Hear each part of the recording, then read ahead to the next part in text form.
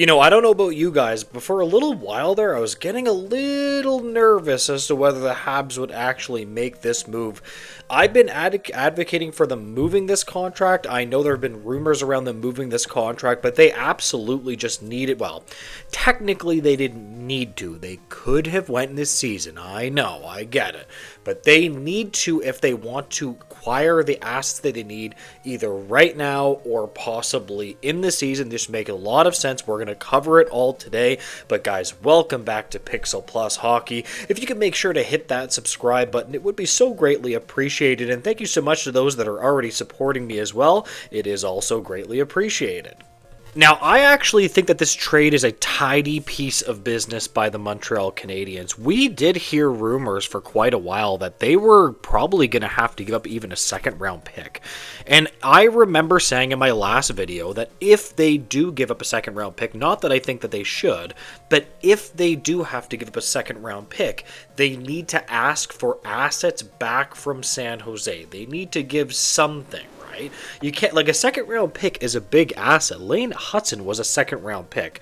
Now, I know the Montreal Canadiens have 2 second round picks, but you still have to be careful with this stuff. But this is a tidy piece of work, and the San Jose Sharks pretty much got nothing for it. Well, that's not really true. They have value with the Carey Price contract as well, 100%. This helps them too, but I'm just surprised that the Sharks didn't get more. So again, put a bow on it. This is absolutely excellent work by the Montreal Canadiens management group. And here we have Frank Cervelli reporting the full trade to the San Jose Sharks. Contract of goaltender Carey Price, 2026 5th-round selection. To the Habs, Gannon Laroque.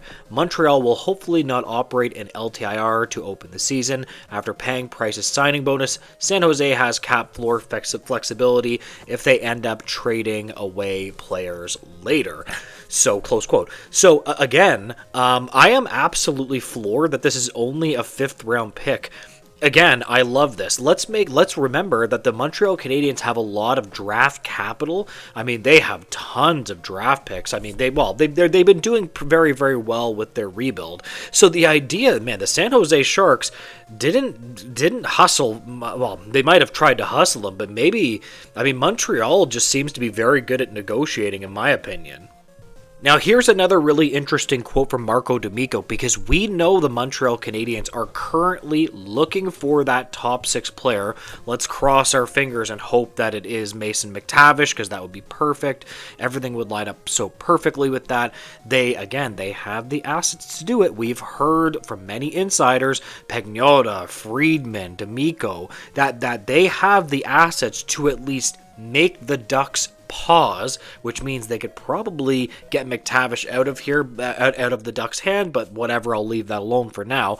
Marco D'Amico, they will not be operating an LTIR unless another subsequent trade for a player earning more than $5 million occurs without sacrificing a roster player, of course. So, because if they give, close quote, so if they give up a roster player, obviously that would balance out the cap hits.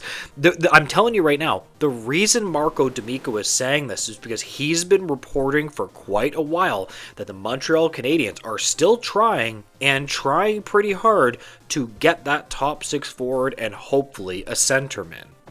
And as we talked about earlier from Marco D'Amico, we did have that the San Jose Sharks were the most likely destination. It was going to be one of those California teams because they always need help getting the cap floor and getting more flexibility. So this just kind of works out for everybody. When it comes to Gannon Laroque, I mean, again, not really much there, but who really cares? He's in the ECHL right now. He does shoot right, and he does have, a little bit of size. He shoots right. He hasn't really put it out there. Currently, I mean, he last played in the ECHL and a little bit in the American Hockey League. I would like to see this player play for Laval and see if we could see like what he's like. Whenever a defenseman shoots right to me, I'm always willing to give him a little bit more of a boost up and say, hey, listen, let's see what this guy can do. You never know that a guy might turn out to be a useful player. We have players that shot right shooting defensemen like Justin Hull that ended up being pretty good for the Maple Leafs. Now, again, not saying Justin Hull is fantastic or perfect. It's just that you can always make a usable asset out of a player that you might not think you could have earlier, right? That's why you have a development staff.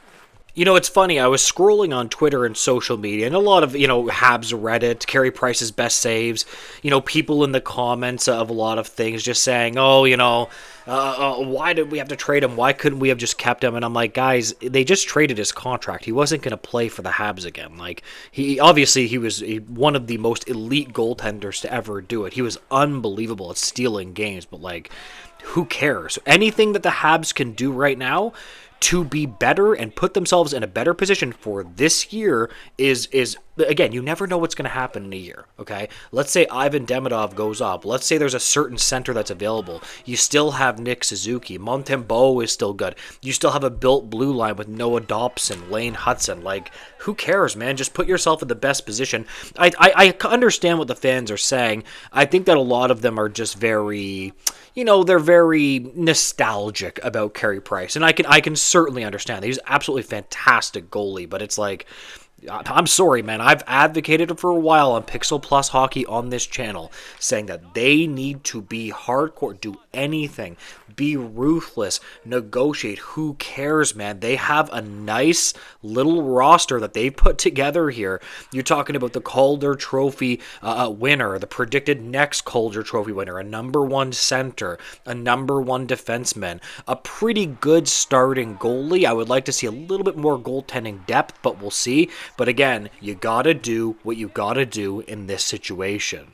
When it comes to the teams that Carey Price played for, the certain rosters that he played for, like, it will always plague me for the Montreal Canadiens if they had a better roster with that goalie in his prime.